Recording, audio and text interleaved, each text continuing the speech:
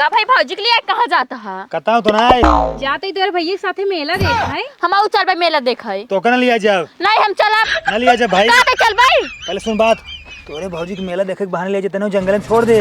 ठीक बाटे जा भौजी। चला जोन जोन सामान लेबू ना नीक नीक सामान देवा दे मेला में। नहीं हम कभी जलेबी लेते आओ जा। तू चुपचाप चला ना जाए ना, चला।